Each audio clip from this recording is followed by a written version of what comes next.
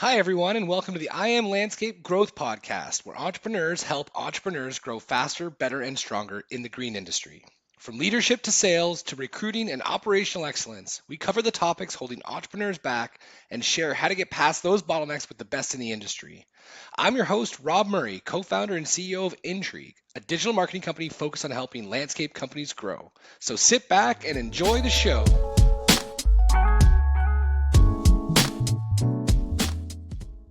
Everybody, welcome back to another episode of the I Am Landscape Growth Podcast. I have an amazing guest, Paul Fraynd, CEO of Sun Valley Landscaping and long-term member, board member, and now incoming foundation president for the National Association of Landscape Professionals. Paul, thanks so much for doing this. Thanks, Rob. What's up, man? How you doing? I'm good, buddy. Ready to riff on this thing. So you've been running Sun Valley for what, since you were like 7 or something like that, right? So I started in the business. I actually wrote a little note. The first time I got paid to do something in the business was when I was 15. There was a blizzard in our town. I borrowed my mom's snowblower and my dad's chainsaw and went around and cut trees down and did snow removal for people. So that was in 97. And then when I was in college, I started a little business with my roommate called You Name It. Dog sat, we painted, we mowed lawns, etc. You name it. You name it, baby. But the first lawn mowing one, I went and bought. I got a little trailer that for like $300 or something that was very homemade and not very nice. And went and bought a $50 lawnmower, thinking I had a lawn business. It literally lasted the first lawn, but I had committed to like 15 professors to mow, so I ended up having to borrow some of their mowers and stuff like that. But yeah, I've never really had a job, so I started when I was in college and just kind of grew the business through that and really just fell in love with the green industry. Like I was saying, I was doing all sorts of different stuff. But what kind of clicked, I worked at this, it's the oldest nonprofit in Nebraska. It's this daycare now. And they wanted this nature trail. And I was like, I'll just take care of that. It's something cool. And designed it with the kids. So I'm like, what do you want here? What do you want the pine cones and stuff like that? And just did it with these kids. And I'm telling you, the look on their faces when we were done was this power that's like still stuck with me. I was 19 years old.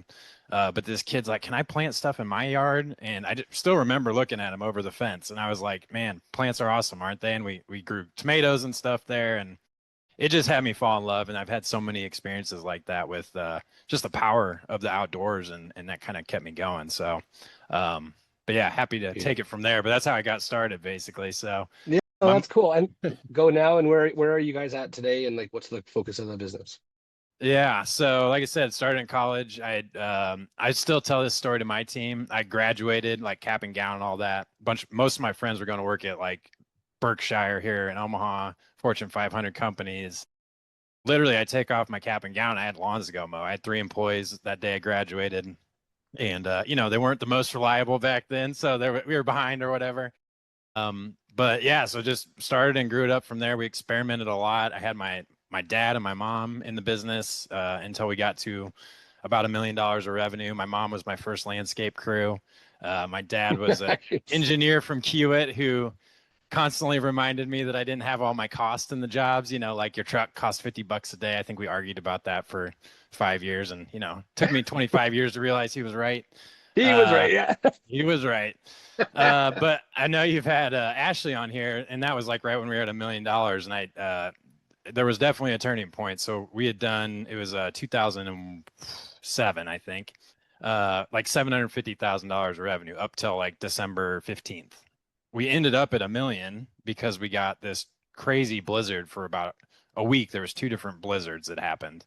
And this is like Craigslist days. So I just used Craigslist, found all these people to help me, subcontractors, employees. We just got it done, did $250,000 of revenue in like 10 days, where we did $750,000 in 340 days. But this was before we had computers and stuff. So this is all on paper. And, I slept under my desk on Christmas, came back like beginning of January, had all the papers out to find that the roof of this office that we were renting had collapsed. Oh, and all this paper got filled with, 6 inches to a foot of snow. I literally cried. Called everybody I knew. We put up like clotheslines and hung all the stuff up. Eventually got it built out, but like knew that I needed something to change, in myself and in the business. And that's kind of led to get to hiring Ashley, which was a big stepping stone. She's our COO now. But we went from that 1 million and then we merged our business with my current business partner in 2012, so that we were call it $2 million in 2012. And that was the idea was kind of he was a landscape architect. We have a supply yard here, as you know, kind of a interesting little mix. So design, materials, and I had always done the maintenance. So we kind of wanted to combine all those together. And so yeah, it's kind of I was trying to remember. It's like it's kind of a blur between then and now, to be quite honest with you. But we experimented a lot, all sorts of different. I had bought a grading company at one time. We were going to do like new home construction, grading and sod, irrigation, landscaping. Didn't work out the best. I realized I was buying that on the downturn of the housing market and all that kind of stuff. We were doing apartments, we were doing all sorts of foreclosed homes, just kind of random stuff. And then eventually to where we're going now, which is more of the high end, full service, kind of complement that business model I mentioned. We have, great award winning landscape architects. We're really good at install and we're really good at maintenance. I wasn't working with the right clients for a long time. We grew pretty fast, but I think we could have grown a lot quicker had I been more laser focused on the right client. But uh, we're gonna hit $10 million this year. I'm determined. It's still in play. We got Yeah. to have some things go right for us, but that's kind of where we're at now. But I reminded we just did our quarterly town hall, and I kind of reminded them of I have a bunch of different stories like that daycare, but the idea is like we're here to serve. Like that's what motivates me is, my friends all went and did these corporate jobs, which, they did really well for themselves. Very few of them, for example, never want to retire. I love what I do. Like I love this stuff. It's so fun to me. And it's because one, I love landscaping, like I mentioned, power of outdoors, plants, etc. And two, like I get this little chance to shape something in our image of what we think can help people live better lives. And Hmm. this is 100% genuine. This is what keeps me going. Like those little stories of working with people and seeing what landscaping, what outdoor spaces can do for people. Like that's happening with our clients is what I was telling them at the town hall. They may be pretty sophisticated folks, but when they walk to their backyard with a new pool, new patio, new landscaping, they're just like that kid. Oof. Like they're they're ready to go, spend time out there, make memories with their family, and I just love that. And then we got to build these careers for our team doing something that they love. Like I don't have to convince any of them to love landscaping; they all love it. So I think our work as like leaders and executives is we need to love it too. Like we can't just get Hmm. stuck behind spreadsheets and think the business is on a computer screen. The business is out. It's a very distributed. We were distributed workforce before that was a thing in the landscape industry. Our business is all over town all the time, and we have to get out there and know what's happening. The whole business is to take a person with a shovel or a person with a mower and connect it with somebody that needs that work done, and everything else is just kind of fluff, if you will. Really, that's what we're really Well, trying to I mean, solve with when you get down to brass tacks, though, you're exactly right. for. But it's Like, so easy to get distracted on all the other things that aren't that. So we're really, like I said, we're up at this $10 million mark, and our goal is to be a LM landscape management top 150 business, $30 million in 10 years.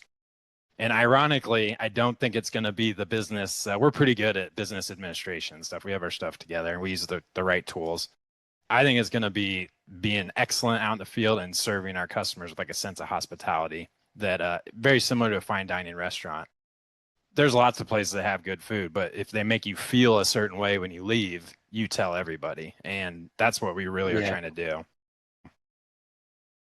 beautiful, man. Well, there's lots wrapped up in there, so I'm pumped that you gave us an overview, and I appreciate that whole philosophy. I think one of the biggest things you said though is that passion and purpose around like that sparkle in a kid's eye as the example that drives people. Because I think sometimes when it gets tough, people kind of throw in the towel. So has there been a Hmm. time where you've just been like, I don't want to do this anymore, but F it, I'm going to keep going because this thing's important? How long do we have on this? I'm just kidding. I do my best not to make the business, my identity and have a scoreboard that's like life's good, life's bad based on the business. That takes a lot of mental work. I'm not gonna lie. Um, But yeah, I think when I questioned if I wanted to keep going, it was because I forgot what I was doing it for.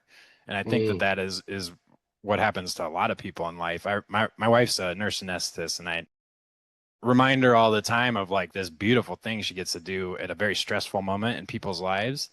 And even them as medical professionals, I think, you can just go through the motions and kind of forget. I just saved someone's life this morning, potentially. We're not saving lives, but we are potentially, making people's lives much better. And mm, especially with like prevalence of mental health and stuff like that, I truly believe there's probably been a space where somebody, kind of changed their life, saved their life, et cetera. I know it's happened with some of our employees where having a place where people care about you and want you to do a good job is like what is the biggest thing in their life at that moment. yeah. So again, I just have to remind myself, I guess is what I'm getting at. I remember one particular one that brought me back kind of out of it. It was a particularly rough like summer, not spring, but summer. We had some people kind of leaving. Our quality wasn't good. I was trying to move from these apartments to more like commercial. I remember it vividly because I like fired these apartment clients thinking I'll just get all this new commercial work. It wasn't quite happening. But we have always done this green care for troops, it's called. So it's a free service. Actively deployed spouses are away. We go take care of the others, the lawn back at their house. And it was a rough Amazing. day. And this guy did not tell me he was coming or anything. He's coming back from service. He's got tears in his eyes. He's got this flag and this picture. See, I get all teary eyed too thinking about it. He was just like, I flew this flag for you guys because you're back taking care of my wife and my kids, and we were just mowing the lawn, and it was really powerful, and like snapped right out of it. It's like, okay, this is what we do this It's like, for, and oh, right. and it's a free job. Nothing's gonna happen from it. It just reminded me like what we do really matters to people, and it still hangs up when I walk in. So, but yeah, he didn't know. That was the very moment I needed that to happen. So yeah, it Mm, seems like that happens, right? It's an employee comes in, as you know, you don't get thank yous every day from your employees, but when you do get them, they're really powerful. So it seems like the universe just makes this happen for me when I'm down on it. Something reminds me of why I do it. So yeah, beautiful. like I said, maybe every couple of years I go on a thing of like, why the heck am I doing this? This is a really hard industry. Well, I think a lot of people go through that though, and if they don't have that, passion for why they're doing it, it can be really, really difficult to keep going. Yep. Yep. Yeah. If you go into this one thinking it's an easy small business to start up, I'd love to talk to you on the Right. phone. Okay, so you've already mentioned implicitly a bunch of barriers to growth or opportunities and challenges to either get or overcome to be able to get to the next level. But through the theme of this show, we always ask the question, what is the primary growth constraint holding entrepreneurs back in the green industry these days? And so from your hmm perspective, what do you see? Yeah, I think a lot of folks talk about symptoms, so they'll say, it's the labor force, it's the, making enough sales, it's I'm not good enough at marketing, or something like that. I don't have enough capital. I'm a firm believer that the thing holding us back is ourselves and our mindsets. And if we don't have a growth mindset, if we don't have a compelling reason to do what we do, like if we don't make the business a place worth working hard for, uh, you feel that as the entrepreneur, and you won't be able to put your whole heart and soul into it. Entrepreneurship is a full life, full body sport. You're Contact sport. it's contact sport, baby. Um, we have to be right in every as the leader, and I suppose you could potentially delegate some of this, but I might have a little note I'm looking at right now. My job is the chief energy officer. I'm here to remind everybody of why we're here, tell stories and show up with optimism and, a growth mindset that we'll be able to figure out the challenges we have. And I think I personally can't do that if I don't, that's a 24/7 job. I have to be Mhm. physically fit. I have to have my mind right, which was a big one for me. I suffer from anxiety. I meditate, I journal, I do all sorts of different things that get my mind right. Even that spiritual piece, it for me isn't a religious thing, but it's I get to do this noble calling that I am very proud to do. And I think some people forget, it's just a business and they're going to sell it in 3 years or something. I don't know how you stay motivated by that. I don't think it's very sustainable. No, Um, I agree. and you just hit a ceiling. Like the business is a sort of a reflection of where you're at. There's like levels to this stuff.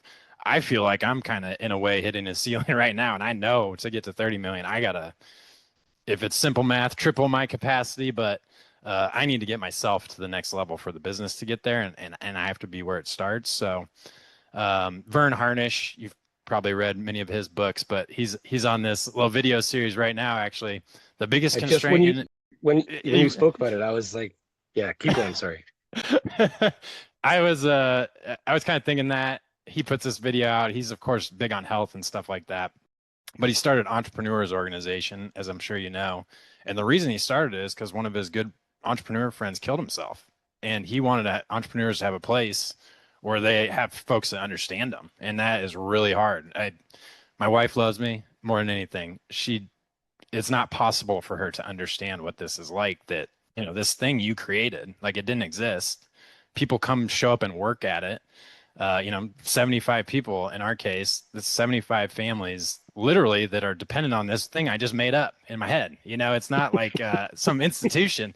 Paul kind of, and my team brought this to fruition. That's a heavy burden. But I take so much pride in knowing that's worth showing up for, I guess, is kind of how I'd put that. And I think there's, technical things that people struggle with.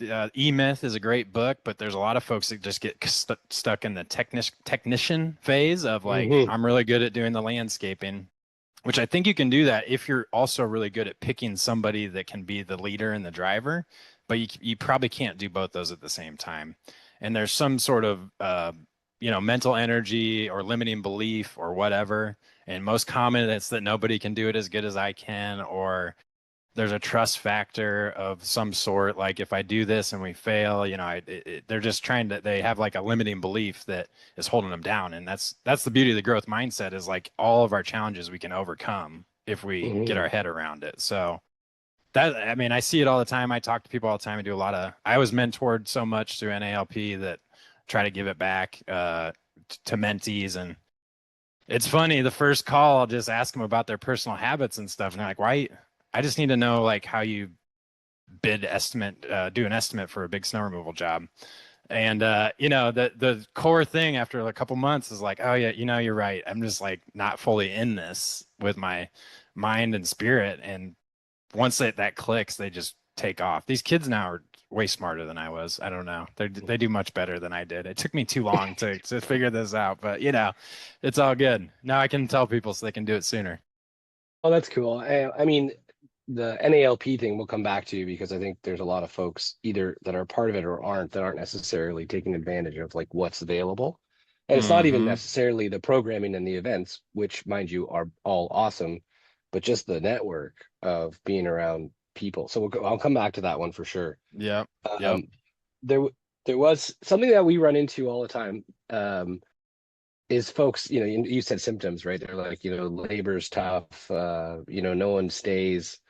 I got these, dumbasses in the truck and they run into shit. And like, there's this negativity towards staff. Mm. And so, yeah, and I find it usually when they're smaller, like 'cause they haven't figured it out themselves that they have to show up for these people. And it's this service mindset of like a leader's job is really to serve. And yeah, so we'll get, a decent check and like the good piece of food when there's a kill, but if things go to shit, we still have to protect everybody, right? Like if you look at the Mhm. contract of a tribe way back when, um, if a lion comes knocking, the chief's got to go deal, right? So Love it. what can you say to somebody who is like maybe doesn't have their head on right yet? They want to grow, but they have this like disdain towards staff. So they're not necessarily showing up the way they need to. Like, based on your experience working with folks and yourself, what has been something that's given them like like aha Mm. moment? Yeah. Our business is like the leverage in our industry is people. There's not, we're not Microsoft where we can come up with an idea and then it's infinitely repeated and leveraged, off of one idea. As we grow, we have to get more people, more trucks. Obviously, there's automation things that'll help some of that. But we are in a people business. Like this is what we do. So our number one job is to, you know, I'm gonna say love, but I don't mean it like the normal. It's we are there to like provide for them a career and an ability to get better at what they do. And like everything that happens in our life, it's maybe not our fault, but it's our responsibility to fix.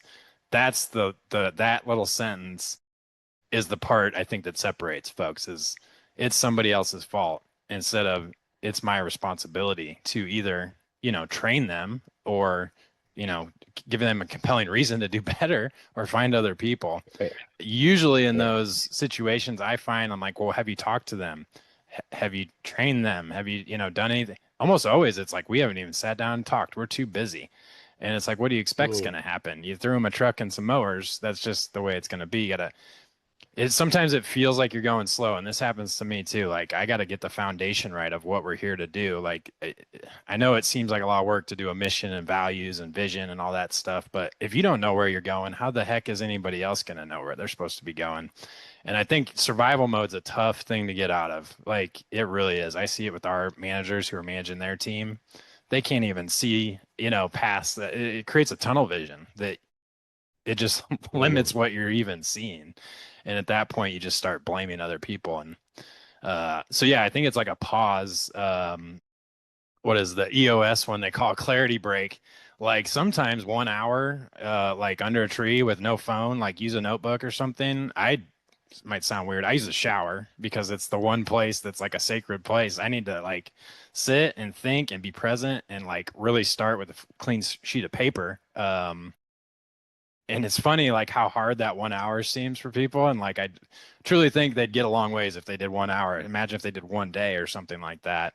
um so yeah, it's just getting out of survival mode, I think is kind of where what I try to tell those folks. And when you're in survival mode, you don't know you're there, so you need somebody to tell you, which Right. requires that you reach out and ask for help. I mean, there's so many resources in our industry. It's the most beautiful part of it is like people will help you. If you're on this, you could reach out to one of us or whatever, but there's all sorts of resources to get that help. So, No question. Yeah, we've been a part of many industries over the years, and by far, landscape is the most open.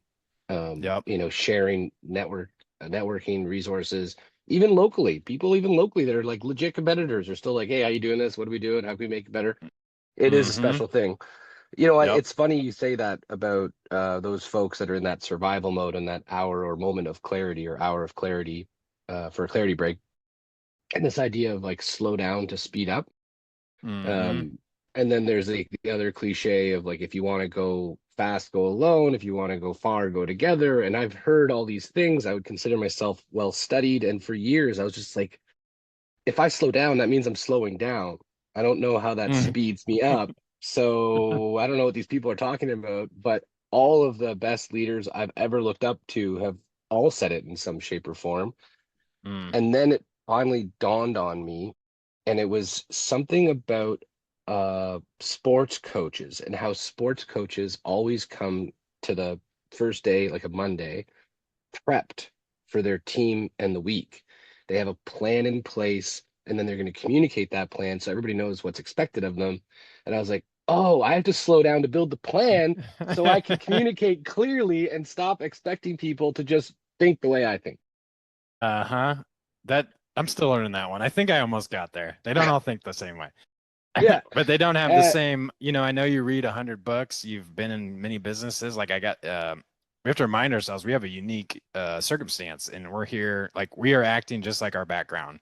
And that's the same for our team. So it just sparked my memory of that. One similar to what you're saying, but a thing that sparked with me, I study Buddhism quite a bit, believe it or not, which I yeah. learned from a Jesuit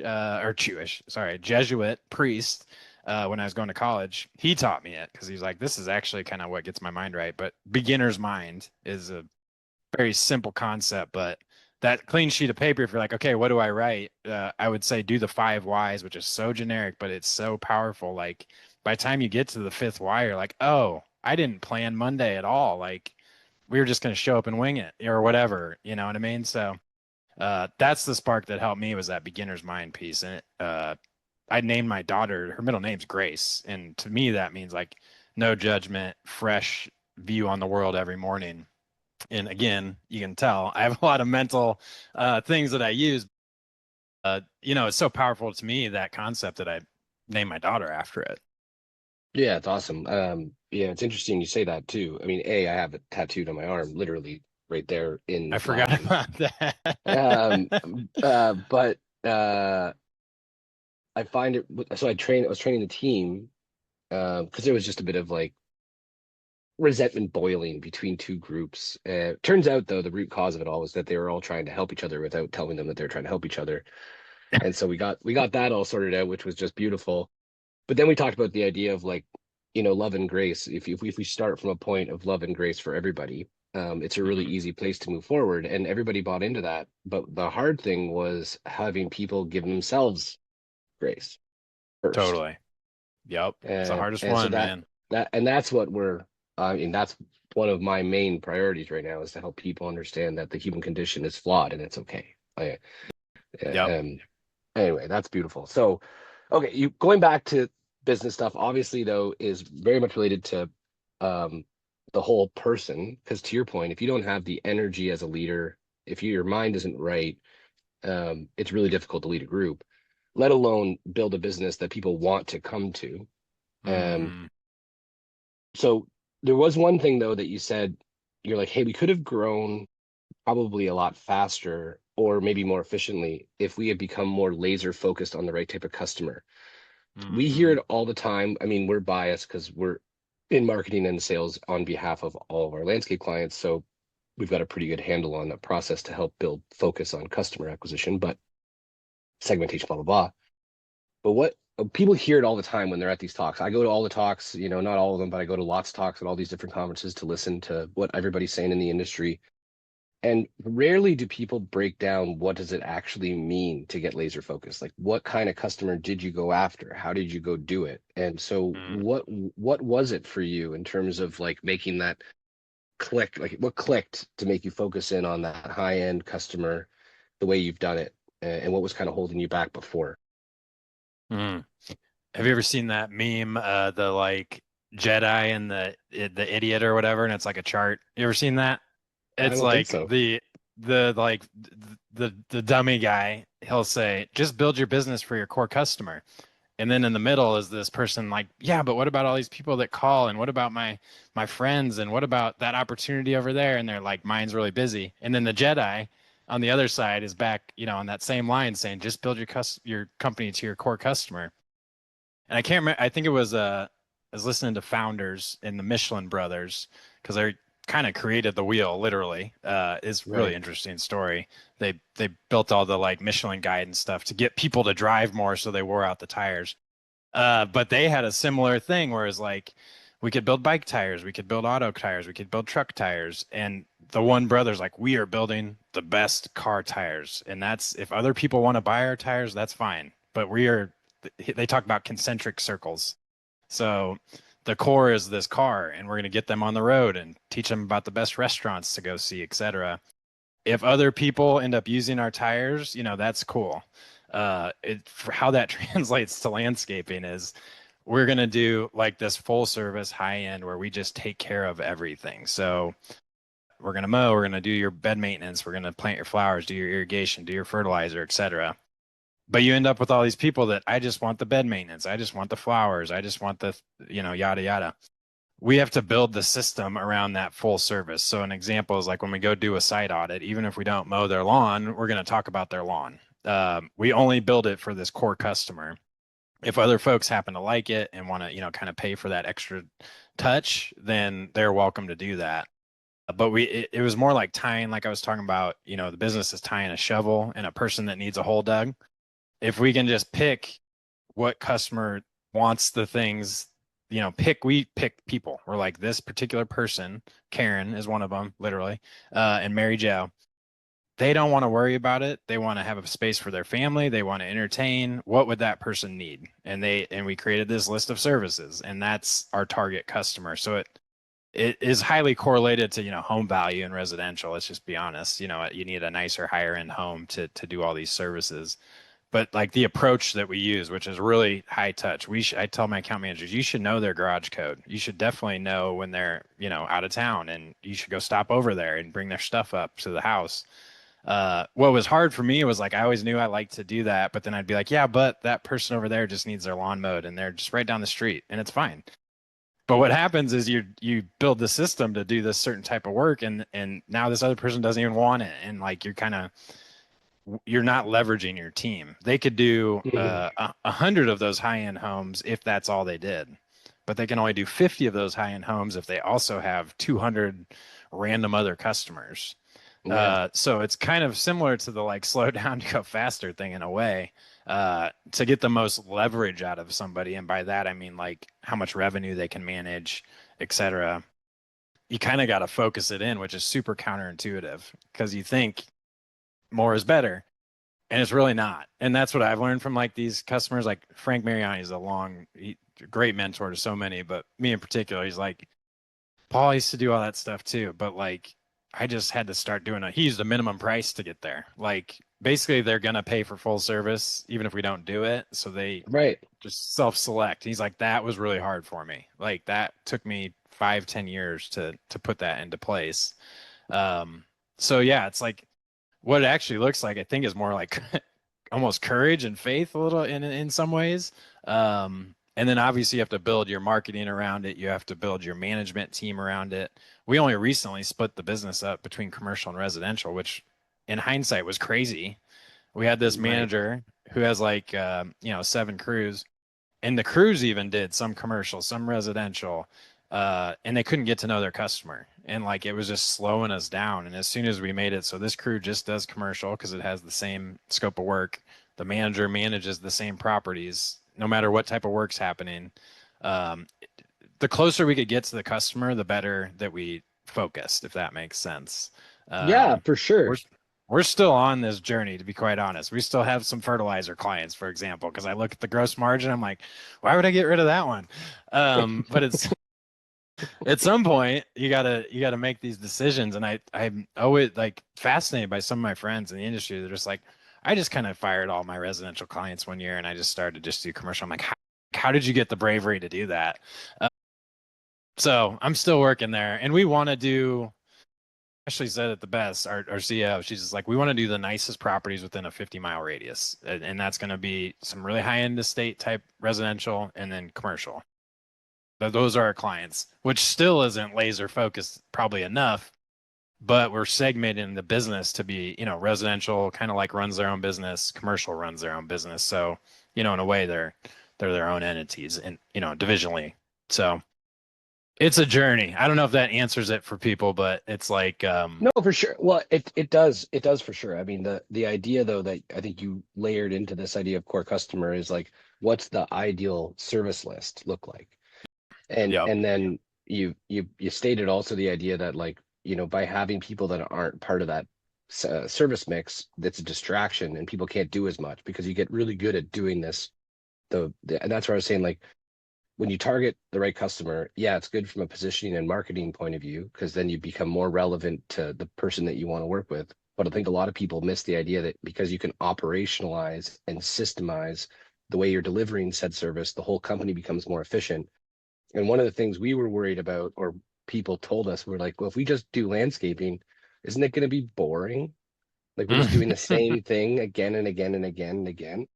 And then what we found was that we actually got to become more specialized, more masters of our craft. We actually got better at it. Everybody had more fun. We went deeper and started building out tools specifically for our customers that we wouldn't have been able to do if we were doing it for everybody. And so I think Yep. there's a lot of power in what you've brought to the conversation. So thank you.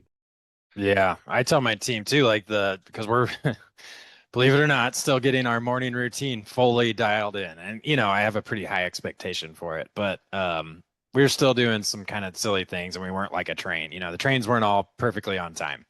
Um, and I had the same hesitation, like, this feels like I would hate this. I couldn't do this, but I have people that could. Our crews love it. Like they want to know what's expected in structure, and they like doing this same work. And what it gives you capacity to do is go talk to your customer and serve your customer, if you have to keep checking like what does this person get and what does that person get, you like they don't even become, they're almost like a faceless random request versus, that's Billy, that's my favorite customer on Thursday and I talked to his dog. Like that's the thing that is like where the satisfaction truly comes from is, the deep relationship, not the, and there's so many, as silly as like I put in a new mow pattern or I tried a new type of paver. Like our brains like that. Like it doesn't have to be something crazy different. You can build variety within something, it's like the chef special at a fine dining restaurant. That's why they're doing that. It's probably half the reason is the chef's like, I'm kind of bored. I need to do a cool dish. But he's still serving the same customer. It's not like they went from a $60 plate to like now we sell hot dogs out front. That's kind of be the equivalent of doing all sorts of random different services for different customers. Yeah, that's cool, man. There's one thing that you've woven into everything you've been talking about is this idea of like focusing on customers with this air of hospitality and Mm. customer service being at the forefront, talking to customers, knowing their dogs, knowing their garage door code, all that kind of stuff. So before we kind of wrap up, what kind of inspired you to engage customers like that? Mm. Definitely some books, and I love going to restaurants, as you probably can tell. But there's just something magical about like, Chick-fil-A is a classic example, or the Four Seasons or whatever. And the reason I love like the Four Seasons is the one I like the most because of a simple line, ladies and gentlemen serving ladies and gentlemen.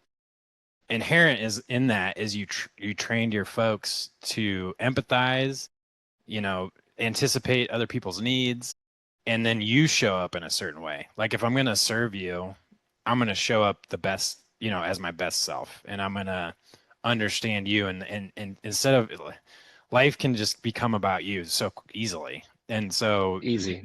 I mean, really where this probably started is I'm not a religious fellow, but the Jesuits really, they trained me on man for others. That's what they teach you. And I went to high school and a college, Creighton. That's what they teach you how to look at the world. So I would really say that the Jesuits kind of taught me how to do this in that, life's not about you, it's about other people. So that's where it came from. And then I've read the Danny Myers book, Setting the Table, and Unreasonable Hospitality, of course. And it just like, oh shit, that's what it actually, this is what we're doing. We're serving via this craft that we love. There, I have a list of like things I've been reading about, and it's all these companies that are like they are doing so well because they love the thing that they do. Raising Cane's guy, I don't know if you ever heard of him. I'm just gonna do chicken fingers. People keep trying to buy his business. Like, why would I sell his business? I love making chicken fingers.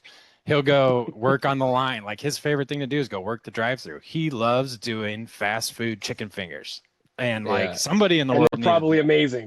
Yeah, somebody in the world needed to be that person, and he found it. And like I in a way feel like that's like my guy's like I'm the person that understands that there's this whole connection to life in ourself through landscaping, and like I just love that connection. It's worthy of my whole life's work type of thing. So yeah, that's how I think about it. Yeah, that's cool, man. Warren Buffett, there's a couple of things actually he said that's related with what you're talking about. First one I loved was what you say no to is more strategic than what you say yes to. Going back to your laser focus. But then the one thing he said recently was the idea that he's never seen a customer obsessed business go out of business. I love that. Yes. Yeah. Yes. Yeah. And I think sometimes as entrepreneurs we forget sometimes that the point of the business is to serve customers. Mm-hmm. Exactly. And the word is serve. So Yep. I really appreciate you. You've dropped a bunch of resources, but if there was one you wanted to share with the audience for them to go check out, which one would it be? Well, the book I'm finishing right now, Let My People Go Surfing. The Patagonia one is pretty sweet. But a podcast that I love that is about David Senra, Founders podcast. I don't know if you've ever listened to that one. Oh yeah, for sure. I particularly like him. He says, he ends everyone with, 400 books down, 1,000 to go. He loves the journey. And that's what I really like about him. He's like, I am going to be the best person that takes business founders books and does a podcast about them. I'm not going to Mm. hire assistants. I am going to edit it. I'm going to record it. This is my life and I love doing it. And then he tells stories about people that are that way as well. So that podcast really fires me up every time. There is one in particular about I'm forgetting his last name's Gaines, but he started that Raising Cane's. And it is really cool. This dude could be a billionaire. And he's like, what am I going to do? I want to make chicken fingers. Like, I don't want to sell this Yeah, I'm business. good. And I'm good. I'm making a ton of money anyway, so yeah, there's all sorts of cool stories on that podcast that then get you in these, then you go in the weeds on stuff. So really it's like we have a worthy cause and we should like doing it. And if those two things are true, like why would you ever sell your business? And what else are you gonna do if you find something you really like? And I know I'm fortunate to have that mindset, but I think it could be anything, no matter what you do in the world. But landscaping is it's low hanging fruit to go love it. Like go sit under a tree and you'll get there. You know what I mean? So I just love our industry. And so Yeah, it that doesn't take podcast much. would be great. No. And I'm glad you shifted your marketing agency to the best one. And I'm sure that's part of the reason. It's like, this is cool stuff. It is cool stuff. Everything lines, but it was two conferences we went to, and we just connected really well with people. And so we're just like, this is a work hard, play hard industry. Like hands are dirty, literally. They roll up their sleeves. They all share. They're open. Like we were in the HVAC space for a couple of years, and I was running a podcast or tried to, and people wouldn't share what worked. Like Yeah. they wouldn't. They're like, why would I tell you how I'm being successful? I was like, improve the industry, rising tide raises all ships. They're like, no. Yeah. So No. yeah, landscape is a beautiful industry. And so last thing then, and I said last thing, but I got to say it again because I forgot to come back to the NALP piece. National Association of Landscape Professionals. You've been involved for quite some time, serving committee, board, now foundation. What's something you can say to people that are either members but don't necessarily take it full advantage, or aren't members and maybe are considering why they might want to consider joining something like that? Yeah. And if there's Canadian listeners, Landscape Ontario is similar. What it did for me is one, I didn't feel alone, but two, I could see what was possible. We get in even in our little markets, it's like you only see, small companies and nobody's thinking about making the best place to work in their city, that type of thing. It just elevates what's possible, which helps raise your ceiling. And then people, as you mentioned, are so willing to share. So just go to an event and go introduce yourself.